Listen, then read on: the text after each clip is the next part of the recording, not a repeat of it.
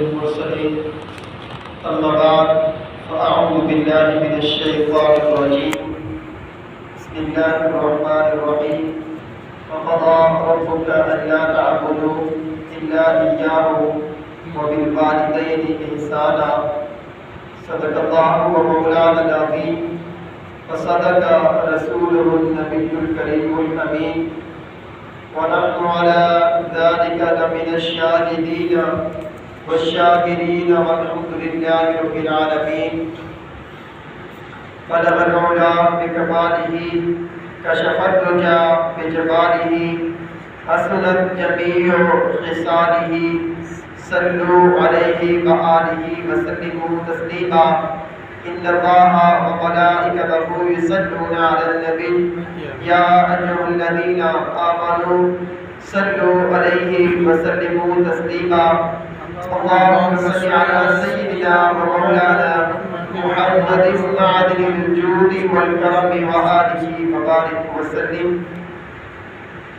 فرمان مصطفیٰ صلی اللہ تعالی علیہ وآلہ وسلم ہے کہ جس نے دن بھر میں مجھ پر 1000 مرتبہ درود پاک پڑھا اللہ تعالیٰ اسے تب تک موت نہیں دے گا جب تک وہ شخص اپنا جنت کے اندر ٹھکانہ نہ دیکھ لے.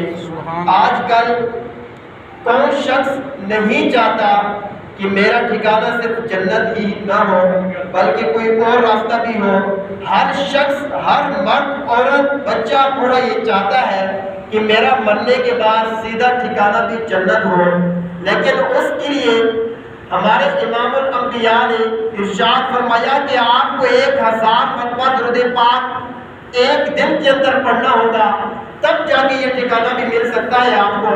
یہ 1000 مرتبہ درود پاک پڑھنے کے اندر کتنا ٹائم لگ سکتا ہے؟ سالوں نہیں، مہینوں نہیں، بلکہ چند سیکنڈ یا چند منٹ لگ سکتے ہیں. لیکن اس کا انعام کتنا بڑا ہے جو آج کل ہر شخص دنیا میں رہتے ہوئے کرتا ہے کہ جب میری سانس ٹوٹے زندگی کی تو میرا ٹھکانہ فوراً جنت بن جائے.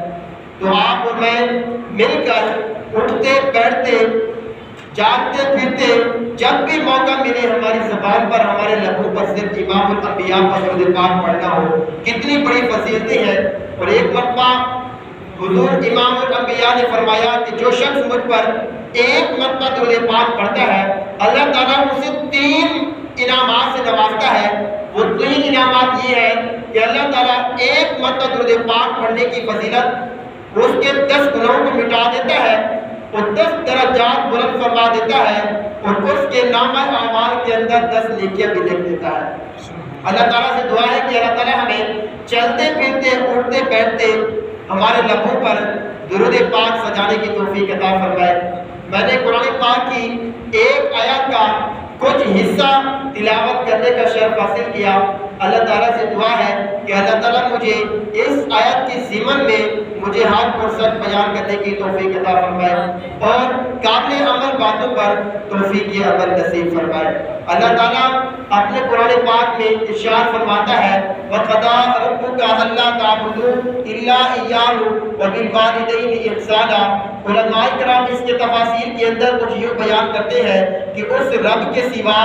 کوئی عبادت کے لائق نہیں، سجدہ صرف اس رب کی ذات کے لیے ہے. اور اس کے متصل میں ارشاد فرمایا وَبِالْوَالِدَيْنِ إِحْسَانًا کہ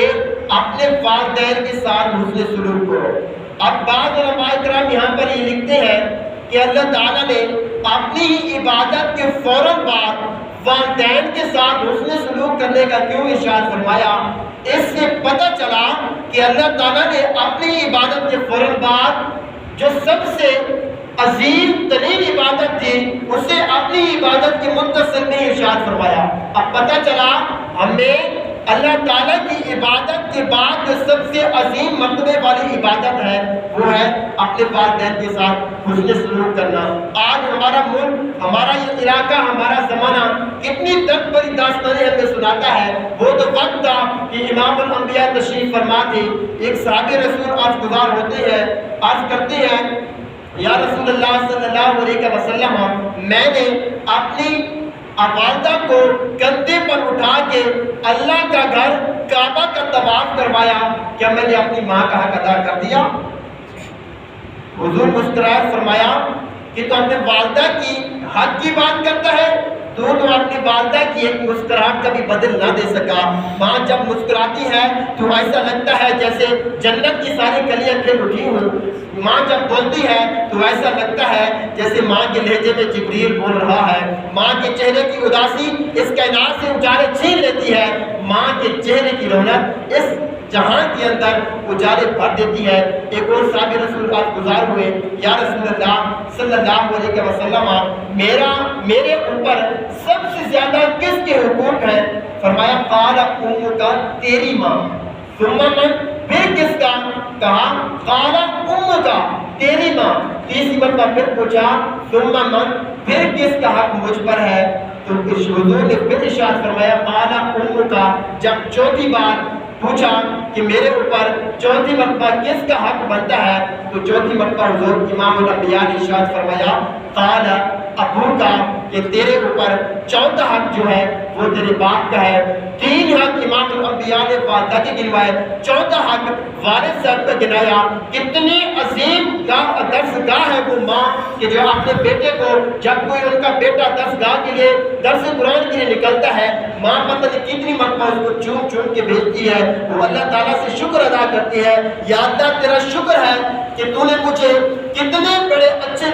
کتنے اچھی نعمت کے ساتھ میرا بیٹا نوازا کہ تیرے ہی عبادت، تیرے ہی دین کی خاطر جب بھی نکلتا ہے، تیرے ہی دین کی خاطر نکلتا ہے۔ آج اس کے برعکس دیکھا جائے، بس بیٹا جب کوئی پروفیسر، کوئی انجینئر، کوئی جناب میجر کرنل بن جائے، کوئی پروفیسر کسی اچھی پوسٹ پہ چلا جاتا ہے، تو والدین ڈرتے ہیں کہ میں کس لہجے کے اندر بات کروں کہ میرا بیٹا کہیں ناراض نہ ہو جائے۔ اگر اس کے برعکس ہمارا دین ارشاد فرماتا ہے، اگر بیٹا امام الانبیاء کے بتائے ہوئے طریقے پر، ان کی سیرت پر، ان کے نقش قدم پر چلتے ہوئے حافظ قرآن بن جائے، یا عالم دین بن جائے، یا مفتی اسلام بن جائے، یا شیخ الاسلام بن جائے، تب وہ بیٹا ڈرتا ہے کہ میں نے اپنے والدین سے کس طرح بات کرنی ہے، کیونکہ وہ ڈرتا ہے کہ کہیں میں قرآن کے اندر ارشاد فرمایا اف ولا تنہرہما، کہ اپنے والدین کے ساتھ اف تک بھی بات نہ کرو۔ وہ بیٹا ڈرتا ہے کہ میں نے اپنے والدین سے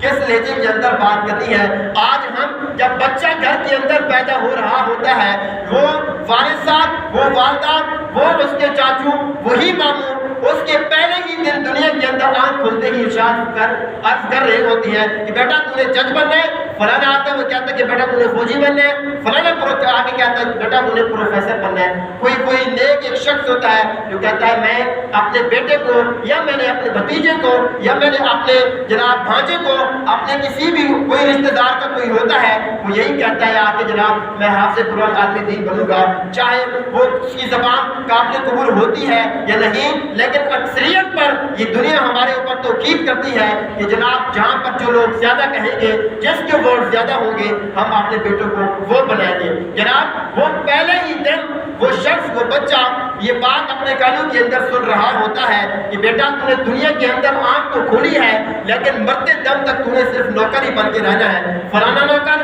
فلانا نوکر، فلانا نوکر۔ حضور امام الانبیاء سے پہلے کے دور تھا، اس وقت غلام ہوتے تھے، کنیزیں ہوتی تھیں، لونڈیاں ہوتی تھیں، جن کو خرید کر، جن کو جناب ان کی قیمت ادا کر کے، جناب اس کی رقم ادا کر کے اس کو اپنا غلام یا لونڈی یا کنیزیں بنائی جاتی تھی کہ جناب اس کو ہم نے خرید لیا ہے، ہم اب وہی کہیں گے جو تو نے کام کرنا ہے، ہم جو کہیں گے تو نے کام وہی کرنا ہے۔ حضور کا دور آیا، غلاموں کو آزاد کر کے ایک آزاد زندگی گزارنے کی جناب ان کو سیرت بتائی۔ اس کے بعد کچھ دور آگے گزرا، جناب لونڈیاں کنیزیں آئی، وہ دور جیسے ہی گزرتا گیا، پھر لفظ آیا نوکر کا، جب کسی کو گھر کے کام کی ضرورت پڑتی تھی کہ جناب فلانا کام ہم سے ہو نہیں پاتا، ہمارے بچے گھر کے نہیں کر سکتے، ہمارے گھر کے افراد نہیں کر سکتے، ہم ایک منتر رکھ لیں جس کو نوکر کا نام دیا جاتا تھا، اس کو ماہانہ یا سالانہ کچھ رقم ادا کر دی جاتی تھی، یا اس کے گھر کا خرچہ اٹھا دیا جاتا تھا، نام اس کو نوکر کا دیا جاتا تھا۔ آج ہمارے دور کے اندر اس نوکر کے بعد جو پیارا لفظ آیا تھا اس کو نوکری کہا جاتا تھا، نوکری کے بعد جو سب سے پیارا آج لفظ بولا جاتا ہے بیٹا پڑھنا ہے تو پڑھنے کے بعد تو نے جاب کرنی ہے۔ آج ہم اس جناب وہ اس سیرت کو بھول بیٹھے جو امام الانبیاء نے آ کے ہمیں دی۔ علم حاصل کرنا اس لیے تھا کہ ہمارا معاشرہ ایک اچھا بن سکے، ہر فرد ایک معاشرے کو اچھا لے کے چل سکے، کہ یہاں کے لوگ جو ہے نا ایک اچھے شعور والے ہوں۔ لیکن جو آج ہمیں زمانہ دکھلا رہا ہے، ہم تو دین کو جناب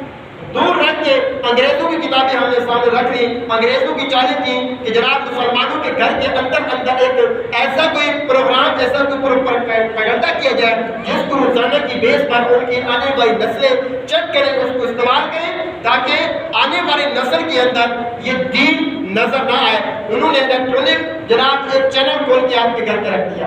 آپ کے گھر کے اندر ایک ڈش چلتی ہے، چینل چلتا ہے، جناب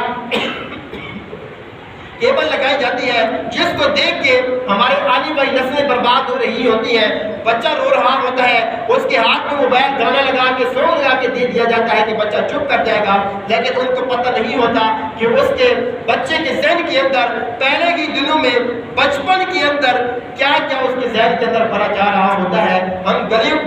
کے اندر سے گزرتے ہیں، جب سڑکوں راستوں پر سے جب گزر ہوتا ہے ہمارا، ایسے چھوٹے چھوٹے بچوں کو دیکھتے ہیں جو سونگ لگا کے خود اس کے ساتھ ڈانس اور رقص کر رہے ہوتے ہیں۔ اس وقت ذہن کے اندر ایک بات نظر آتی ہے، ایک گونجتی ہے ایک آواز کہ اس گھر کے اندر تربیت ہی ایسی تھی، یا اس کی ماں اس طرح کا ڈانس کرتی تھی یا اس کی بہنیں اس طرح کا ڈانس کرتی تھی۔ ہمارا یہ علمیہ ہے کہ ہمارے گھر کے اندر ایسے گندے غلیظ چینل تو چل رہے ہوتے ہیں۔ آج چور بھی کہتا ہے کہ میرا بیٹا بھی اللہ کا ولی بنے۔ اگر آپ بھی ذہن کے اندر یہ خواہش رکھتے ہیں کہ آپ کا بیٹا عالم دین یا مفتی اسلام یا اللہ کا ولی بنے، تو آپ یہ سمجھ یا آپ کی بھول ہے کہ آپ کے گھر کے اندر ایسے غلاظت والے ایسے گندے چینل چل رہے ہیں، اور آپ چاہتے ہیں کہ میرا بیٹا عالم دین اور ولی اللہ بنے۔ یہ ایسا کبھی ہوگا نہیں۔ قرآن نے ارشاد فرمایا وَمَا خَلَقْتُ الْجِنَّ وَالْإِنسَ إِلَّا لِيَعْبُدُونِ، میں نے صرف اپنے جنوں اور انسانوں کو اس لیے پیدا کیا کہ میری وہ عبادت کر سکے۔ اس عبادت کو کرنے کے لیے ہمیں کس چیز کی ضرورت پڑی؟ امام الانبیاء کے دین کی۔ امام الانبیاء کے دین کو دیکھتے ہوئے ہمیں کیا کچھ ملا؟ کیا ہمارے گھر کے اندر قانون نافذ ہوا وہ جو ہمارے مسلمان، ہم نام کے مسلمان تو کہلاتے ہیں، قرآن بھی ہمارے گھر کے اندر رکھا ہوتا ہے، لیکن ہمارا کیونکہ میرا ایک مدرسہ المدینہ سے تعلق ہے، ہمارے بچے مدرسوں کے اندر جاتے ہیں، جب ہم دعا کے لیے جاتے ہیں تو وہاں پر قرآن کریم کو منگواتے ہیں، جناب ہم سپارے تو نہیں ہے، اپنے گھر کے اندر قرآن جو رکھے ہوئے ہیں وہ ہمیں دے دے تاکہ ہم پڑھ لیں۔ تو وہ لوگ، وہ جو گھر والے جو ہوتے ہیں، وہ قرآن پاک جب لے کے آتے ہیں، اس قرآن پاک کے اندر اتنی گرد غبار ہوتی ہے، دیکھ کے ایک دل کے اندر درد سا جاگتا ہے کہ کیا مسلمان تو کس گھر کے اندر یا کس نام سے تو مسلمان کہلاتا ہے یا اپنا مذہب اسلام کہلاتا ہے۔ آج ہم صرف یہی رہ گئے ہیں کہ جب بیٹی گھر کے اندر سے رخصت ہوگی تو صرف اس کے سر کے اوپر قرآن رکھ دیا جائے، رکھ کے اس کے نیچے قرآن کی سہ کے اندر سے اس کو گزارا جائے گا کہ ہمارے بیٹی کا گھر بھی آباد رہے، گھر ان کا جناب اچھا چل سکے، ہماری بیٹی کو کوئی تکلیف نہ ہو۔ وہ تو وقت بھول گئے، چند لمحے کے لیے قرآن کی سہ کے اندر تو ان کو گزار دیا، لیکن بتایا تو صحیح وہ 18-20 سال جو اپنی بیٹی کو تربیت کے اندر گزارا، اس کے اندر آپ لوگوں نے اسلام کا سکھایا کہ ہمارا جو گھر کے اندر جس کی سہ کے اندر آپ قرآن، جس کی سہ کے اندر اپنی بیٹی کو جناب رخصت کر رہے ہیں، اس قرآن کے اندر جو کچھ لکھا ہوا تھا کیا اس کے اوپر عمل پیرا کروا کے اپنی بیٹی کو تربیت کر کے دی؟ نہیں۔ لیکن وہ کہتے ہیں کہ جب کوئی چیز نئی کی دنیا کے اندر بن کے آتی ہے، ایجاد ہوتی ہے، اس کے ساتھ ایک جناب پروڈکٹ دی جاتی ہے، پروڈکٹ بھی ہوتی ہے، اس کے ساتھ ایک کاپی دی جاتی ہے۔ یا آج ہم موبائل خریدتے ہیں، اس ڈبے کے اندر ایک چھوٹی سی کاپی ہوتی ہے، وہ ہمیں طریقہ بتا رہا ہوتا ہے کہ فلانا بٹن دباؤ گے تو یہ چیز حاصل ہوگی، یا اس کے اندر مکمل ایک جناب اس کا طریقہ کیا لکھا ہوتا ہے کہ اس موبائل کو اس طرح یوز کرنا ہے، اگر اس طرح یوز کیا، اگر اس سے ہٹ کے یوز کیا یا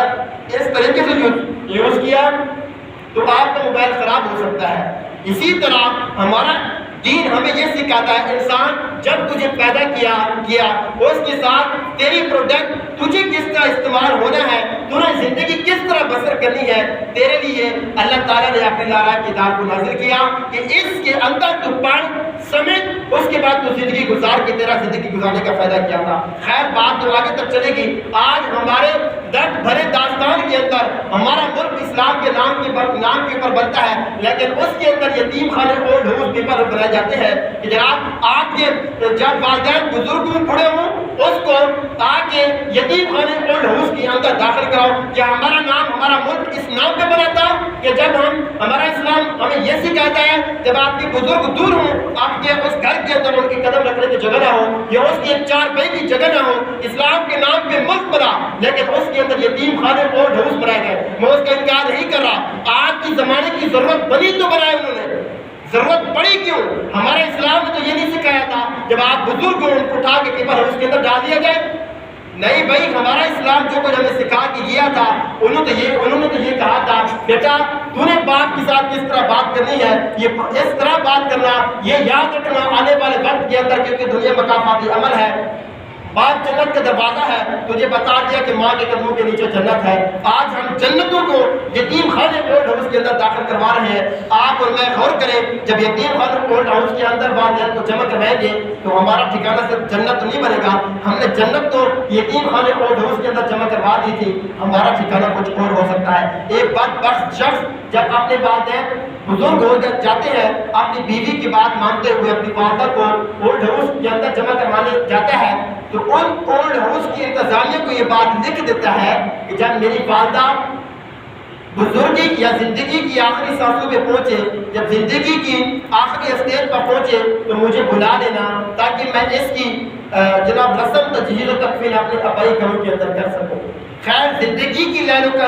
نہار کروٹیں بدلتے رہے، جب وقت آیا زندگی کی آخری سانسوں کا،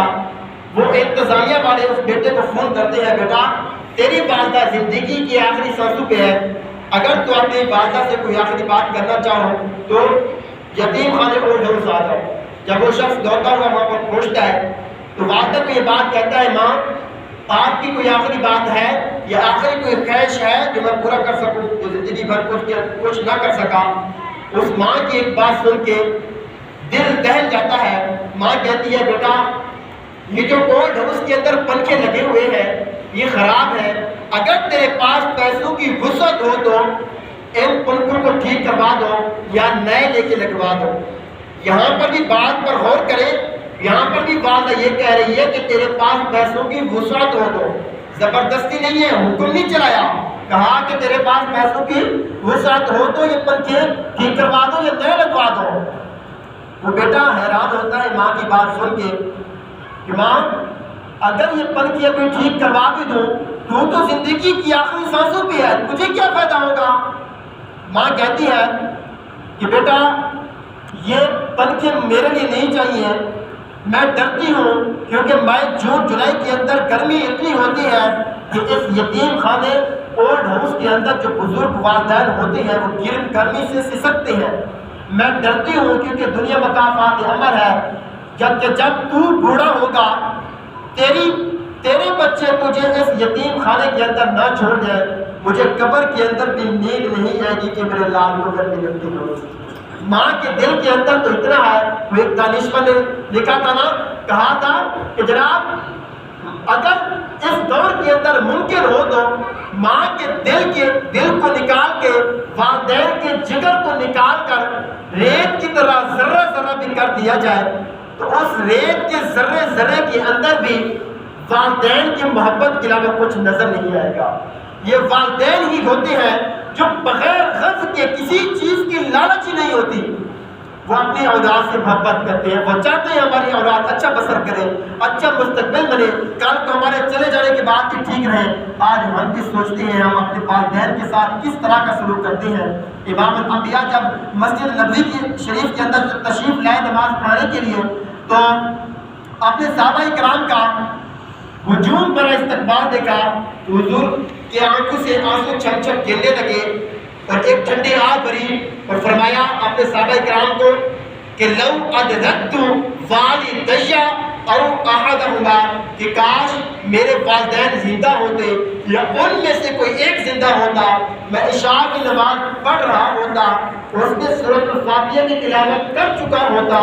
میری ماں کو مجھ سے کام یاد آ جاتا، میری ماں آگے دروازے پر چلمر سرکاتی اور میٹھے اور پیار لہجے میں کہتی کہ ابنی محمد میرے بیٹے بات سنو، تو میں اللہ کی قسم کھا کے کہتا ہوں کہ جناب میں اپنی نماز کو توڑ دیتا، کہ توڑ کر سب سے پہلے اپنی ماں کی جناب وہ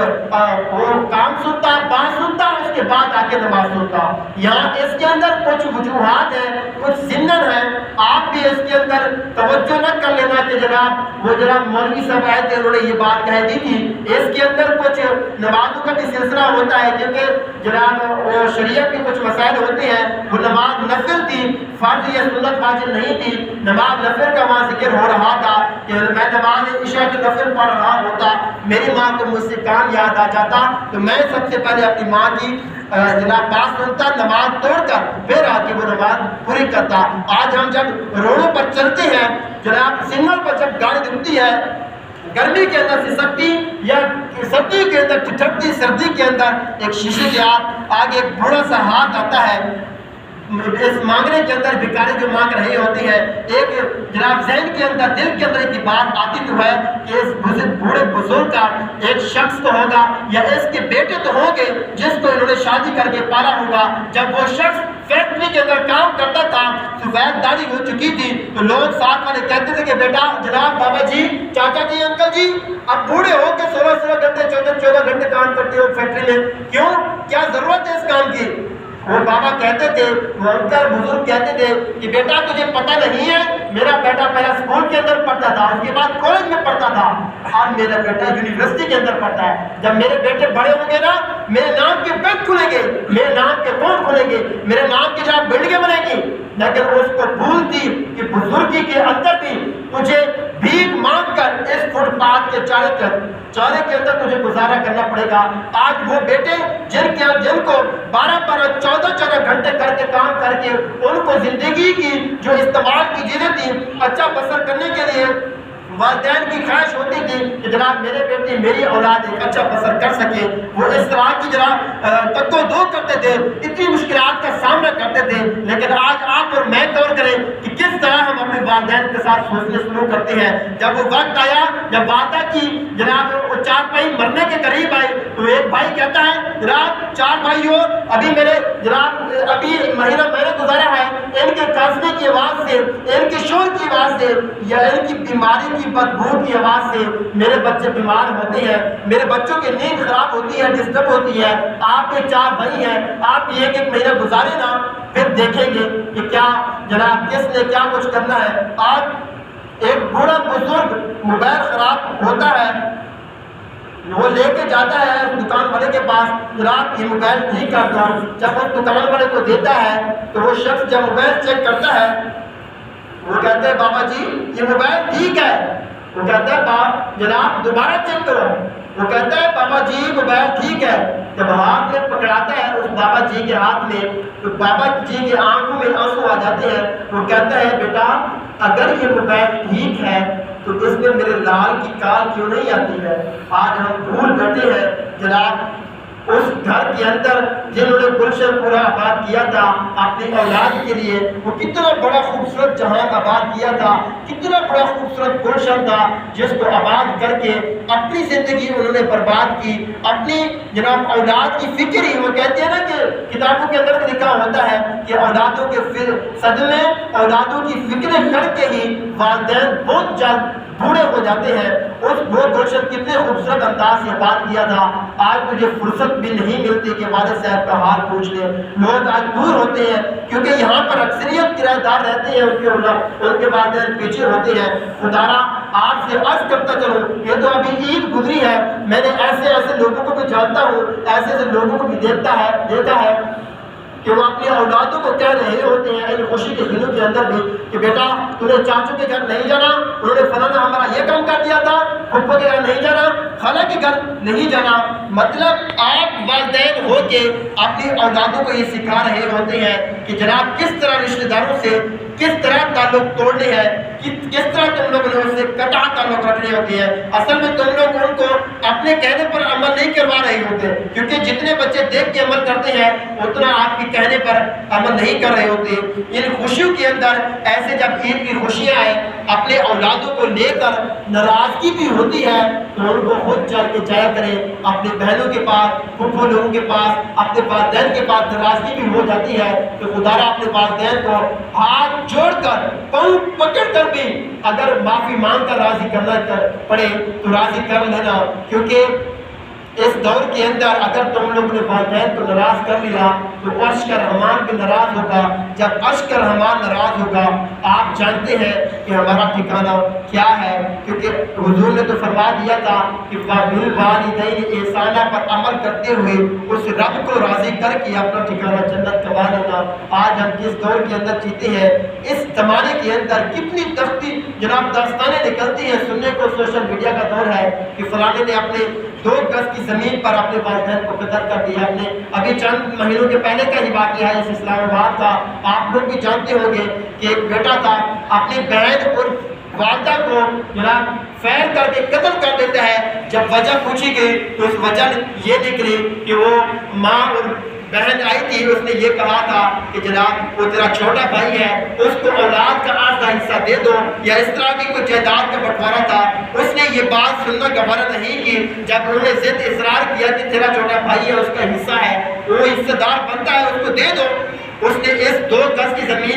زمین پر یہ جائیداد کے بٹوارے پر اپنی والدہ کو یا اپنی بہن کو نہیں دیکھا, اس نے فائر کر کے قتل کر دیا. اب مجھے بتائیں جو اپنے والدین کے ساتھ یہ سلوک کرتا ہے اس کا ٹھکانہ کیا جنت بن سکتا ہے؟ نہیں, اس کا راستہ کوئی اور ہے. پھر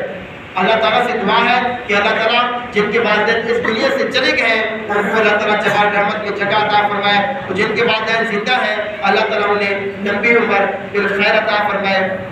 آمین بجاہ نبی صلی اللہ تعالیٰ علیہ وسلم.